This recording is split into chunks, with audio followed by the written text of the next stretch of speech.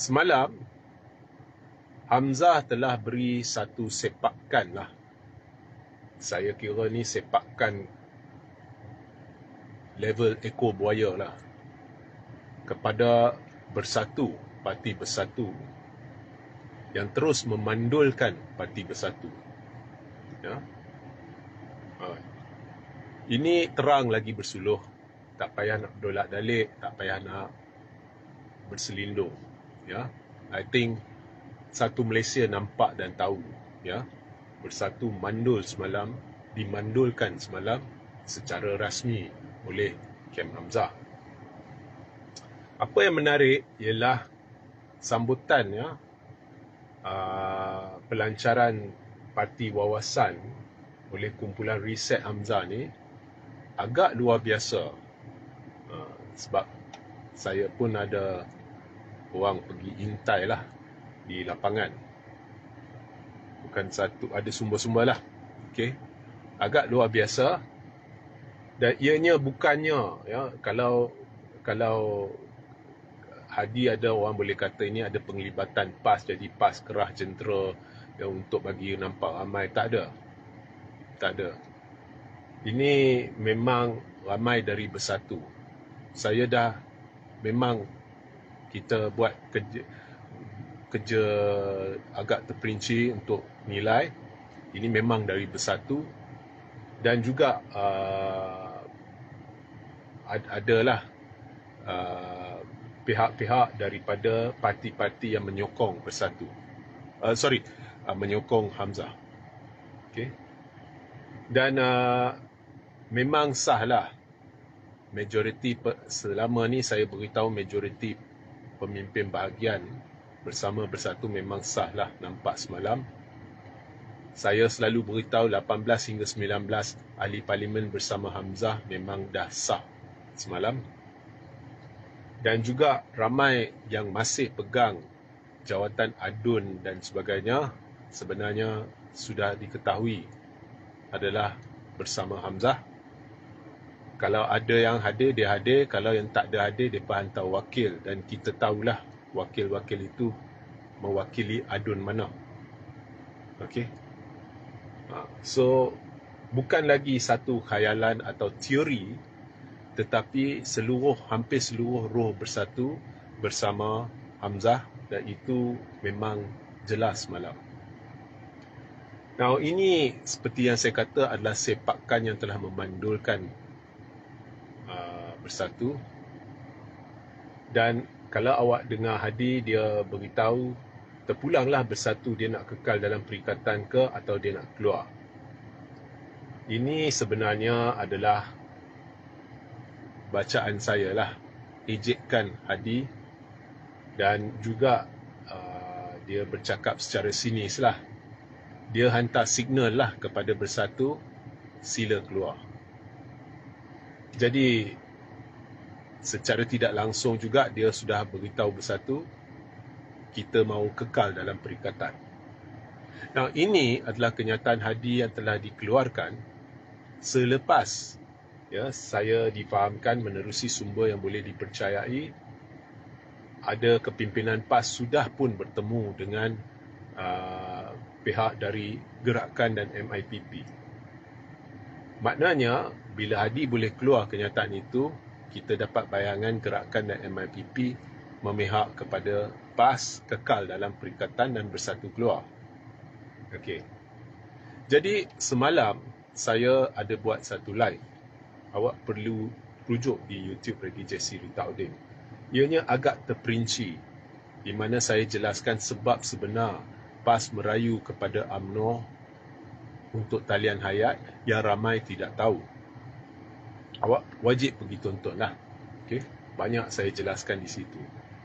Nah, di dalamnya saya ada sentuh bahawa Gerakan dan MIPP ada satu keputusan besar dia perlu buat. Ya, iaitu sama ada menyokong PAS kekal dalam perikatan dan Bersatu keluar, ataupun Bersatu kekal dalam perikatan dan PAS keluar. Dan saya jelaskan bahawa jika PAS kekal dalam perikatan dan Bersatu keluar, maka memang Bersatu akan pecahkan undi pada undi perikatan. Memang disebabkan perpecahan yang berlaku dalam perikatan ni, sama ada Reset bekerjasama dengan PAS ke, Bersatu bekerjasama dengan PAS ke, PAS duduk dalam perikatan ke, PAS keluar ke, memang perikatan akan kena teruk, memang akan jatuh. Cuma jatuh tahap mana, itu persoalannya. Tetapi jika Bersatu duduk di luar, maka Bersatu memang akan bertembung dengan calon parti warisan. Takkan Bersatu nak kata kami bersangka baik, tak apa, parti warisan boleh ambil kerusi ni, kami ambil kerusi lain. Tak ada, it's not going to happen. Bersatu memang nak kerusi dia, so memang akan berlaku pertembungan. Lagipun dia bertolak ansur dengan warisan pun bukan Bersatu dapat apa. Bersatu memang dah nak kena teruk, silap-silap hangus. So ianya akhirnya akan menjurus kepada prinsip, kalau saya tak dapat, kamu tak dapatlah. Jadi akan berlaku perpecahan undi. Cuma perpecahan undi tahap mana jika berlaku pertembungan Bersatu dengan Perikatan Nasional.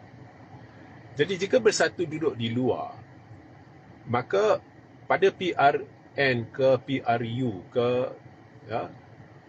tak kira calon warisan ke, calon parti wawasan ke, warisan ke apalah, dan wawasan, dan calon PAS ke, tapi bila orang-orang kampung, pendalaman dan sebagainya semua nampak logo Perikatan Nasional, mereka menghala ke situ. Jadi jika jentera PAS, dan sememangnya semua bergantung kepada jentera PAS, bila jentera PAS bertungkus lumus untuk berkempen, akhirnya orang akan cari logo perikatan. So bila nampak perikatan, oh ini PAS, tak kira lah parti wawasan ke, parti Reset ke, ataupun PAS ke, ya. So bila orang nampak calon Bersatu, logo Bersatu, ya boleh berlaku kekeliruan. Jadi akan berlaku perpecahan undi. Tetapi orang akan cenderung ke arah logo perikatan. Tapi apapun akan berlaku kekeliruan lah. So ada perpecahan undi pada tahap tertentu. Okay, alright. So ini yang akan berlaku selepas ini. Alright. So memang perikatan yang dah nak jatuh akan jatuh lagi teruk, sebab ini akan menguntungkan UMNO. UMNO memang dijangka akan sapu banyak kerusi Bersatu dan mungkin sedikit sebanyak kerusi PAS. Dengan perpecahan ini, majoriti UMNO akan meningkat, mungkin dia menang lagi banyak kerusi. Tetapi jika PAS keluar dan Bersatu duduk dalam Perikatan Nasional, apa yang akan berlaku ialah perpecahan undi ini akan jadi lain sikit. Sebab PAS, jentera dia akan bertungkus lumus. Tapi bila sampai nak undi, orang kampung ni dia pergi ke kamar undi, dia lihat logo perikatan, Bersatu duduk dalam perikatan. Jadi walaupun Bersatu ni dia tak ada jentera sebenarnya. Pada PRU 15 pun dia tak ada jentera. Kalau bukan sebab jentera PAS, saya rasa ramai calon duduk dalam kemah seorang diri. Okay.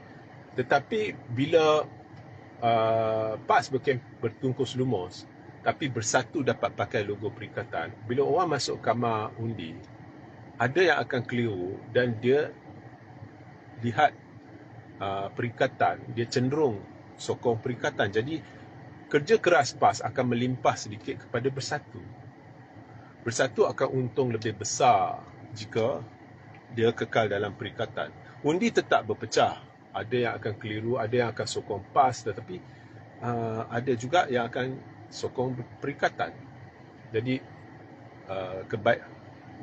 Bersatu ada kelebihan sikit berbanding dengan dia duduk luar. Nah, ini akan mendorong gerakan dan MIPP untuk berfikir. Gerakan dan MIPP memang tahu kekuatan Bersatu ni hampir sifar. Semuanya dah duduk bersama Hamzah. Tetapi jika gerakan dan MIPP dia kekalkan PAS di dalam perikatan, perikatan memang akan kekal dengan aura perjuangan Islam. Jadi gerakan dan MIPP tahu dia takkan dapat undi bukan Melayu. Nah, ini hakikatnya pada saya lah. Tapi jika PAS keluar dan Bersatu duduk dalam perikatan, semestinya PAS Bersatu akan tarik parti seperti Urumai dan parti-parti bukan Melayu yang lain. Jadi ini akan meningkatkan lagi aura masyarakat majmuk, kepimpinan majmuk dalam perikatan. Walaupun pada pilihan raya umum, orang nampak perikatan tetap dia kaitkan dengan PAS dan perjuangan Islamik, tapi sekurang-kurangnya di kawasan bandar, mungkin perikatan dapat berubah imej daripada perjuangan Islam kepada perjuangan berbilang bangsa. Jadi walaupun gerakan tahu Bersatu tidak ada kekuatan, tetapi dia tahu juga Bersatu akan dapat manfaat apabila kerja kuat jentera PAS melimpah kepada Perikatan Nasional, pada PRN dan PRU. So, jangan mudah buat andaian bahawa gerakan dan MIPP akan memihak kepada PAS. So, saya nampak akhirnya gerakan dan MIPP memihak kepada PAS. Ini bermaknalah pada pandangan saya lah, gerakan dan MIPP bijak, dia memutuskan kau buat macam mana pun, perikatan dah tetap, dah melekat dah aura kepimpinan Islam, perjuangan Islam, dan memang tak kira PAS keluar ke atau Bersatu keluar ke, aura itu sukar nak dikikis. Jadi tak sempat sebab masa singkat, ya. Itu memerlukan sekurang-kurangnya 2-3 tahun. Ini dah nak pilihan raya.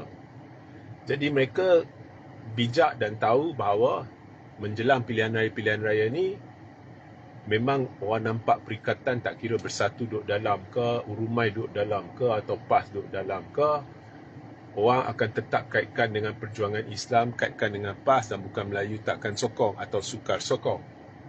Jadi oleh kerana itu, mereka tidak melihat faktor itu, mereka melihat kekuatan Bersatu dan berbanding kekuatan Kem Hamzah. Bila mereka melihat cara itu, memang terang lagi bersuluh lah, Bersatu dah tak tinggal apa, dah dimandulkan. Yang ada kekuatan ialah Kem Hamzah, reset. Jadi saya difahamkan lah, gerakan MIPP ni dia memihak kepada PAS. Tapi dalam politik orang kata, jangan kata 24 hari, 24 bulan, 24 jam pun benda boleh berubah. So selagi tidak dibuat keputusan rasmi, apa-apa boleh berlaku. Tetapi setakat yang saya buat live ni, saya difahamkan gerakan dan MIPP sudah pun memutuskan bersama PAS, Bersatu perlu keluar. Ya. Now, apa yang berlaku semalam adalah tamparan kencang buat 4 individu. Ini pandangan saya, ya. Itu Muhyiddin Yassin dan Azmin Ali, atau gandengan Muhyiddin dan Azmin, yang penyebab segala masalah di dalam perikatan dan Bersatu, Peja dan Tun Faisal. Ya. Dan jangan kata kejatuhan Bersatu sudah bermula. Katakan kejatuhan Bersatu sudah muktamad, dah noktah. Ya, dah tanda seruan. Okey. Dan sekali lagi, ini membuktikan apa yang saya cerita selama ini benar. Satu-satu jadi benar. Okey. Now, of course, pendirian saya tak ubahlah. Perikatan bakal kena teruk pada PRU 16, pada PRN Johor dan PRN Negeri Sembilan. Dan saya berpendapat jika Kem Hamzah bertumpu kepada isu nak menang, kemudian Hamzah jadi calon Perdana Menteri, mereka impikan Hamzah jadi Perdana Menteri, itu semua dia akan tempuhi kegagalan untuk jangka pendek. Itu harus jadi perancangan jangka panjang, mungkin PRU 17 dan sebagainya. Ya. Apa yang perlu dititik beratkan oleh perikatan pada PRN dan PRU yang akan datang ialah memantapkan jentera dan pergerakan dan strategi supaya kejatuhan yang memang akan mereka tempuhi dapat dikurangkan. Memang akan hilang banyak kerusi, tapi kurangkan tahap kehilangan kerusi. Itu harus menjadi matlamat. Seterusnya selepas PRU 16 baru mereka perlu bertumpu kepada memantapkan lagi gerak kerja dan persefahaman supaya nak kikis reputasi PAS yang sudah orang tahu dia ni gila talak. Okey, orang itu dah jadi image PAS. Nak kikis, nak tunjukkan bahawa kerjasama PAS Reset akhirnya sudah menjadi satu kerjasama kukuh yang tidak boleh diganggu-gugat menuju PRU 17. Itu baru cara yang betul.